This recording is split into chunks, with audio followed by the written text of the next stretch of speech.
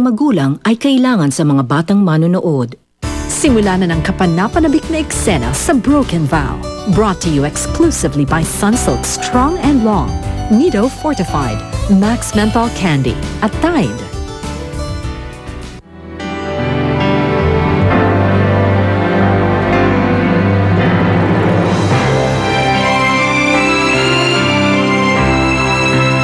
Ako ang lalaki sinusumpa ni Melissa. Dahil ako ang lalaking gumakasa sa kanya. Nakapatay ako. Huwag na ako kayong makonsensya, sir. Rapist naman yan eh. Tama ka. Tatahimik na rin si Melissa. Huwag mong sasabihin kay Melissa na ikaw ang gumakasa sa kanya. Pag nalaman niya yung totoo tungkol sa'yo, sisirain mo si Melissa. Masyado mabigat yun para sa kanya. Sana po, aminin na ng hayop na yun ang kasalanan niya. Para matapos na yung paghihirap ko.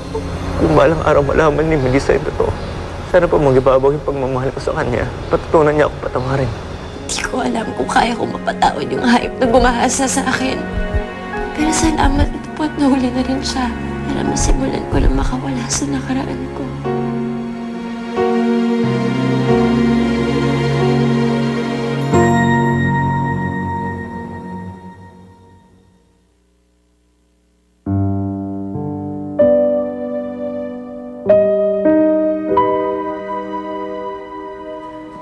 Melissa, sana mapatawad mo ako, itatago ko sa'yo totoo. Lilihim ko sa'yo ito dahil mahal na mahal kita. At ayokong mawala ka sa akin dahil kasalanan ko. Pero hindi ko sinasadyang gawin sa'yo.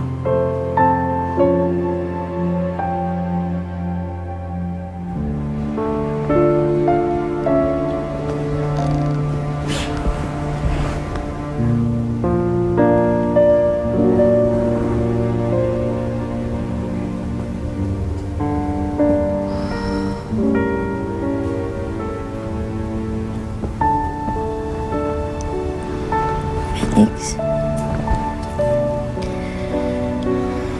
Nandito ka na pala.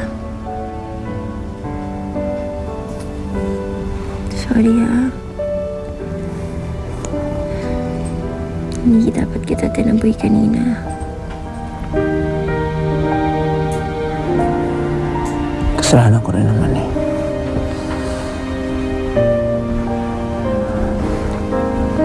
Saan ka ba nanggaling?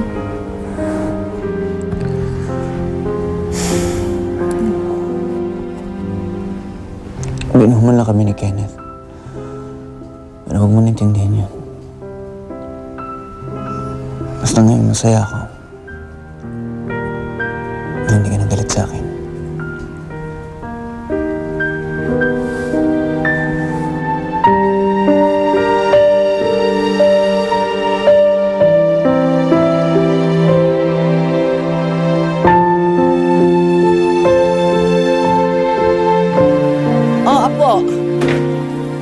Good morning po, Marcita. Morning, Ian.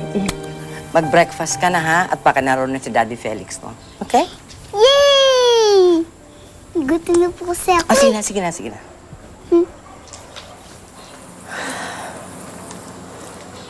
Oh. Iha. Nag-usap na ba kayo ni Felix? Have you sorted out your marital problems?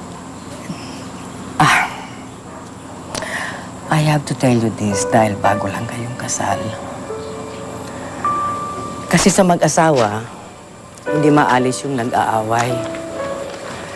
But never go to bed na hindi ko nagbabatian.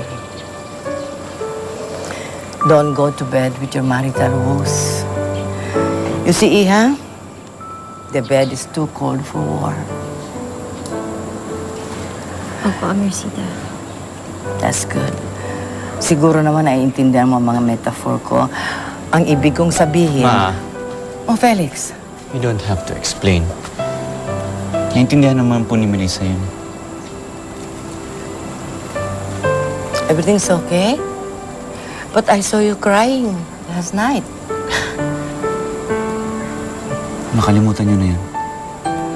Ha? Huwag na natin pag-usapan yan. Melissa, mag-busy kayo dahil after natin kumain, mamamasyal tayo nila Eva. Okay? Rosita, you wanna join us? No. You go with your family. Let's go inside. Come. Come here.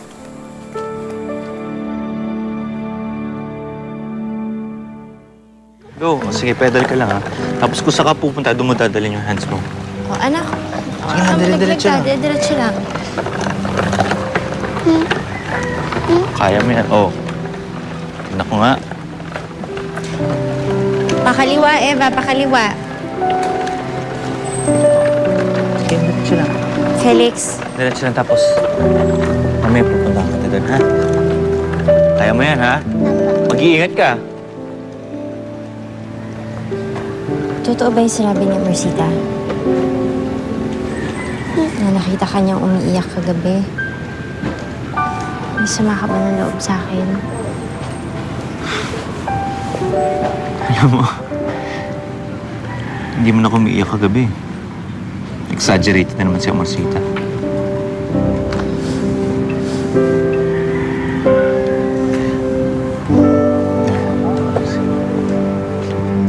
Eva!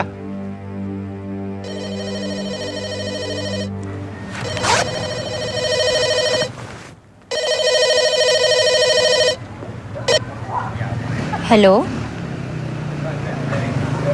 Roberto? Ano? Sige. Felix. Galing lang, ha?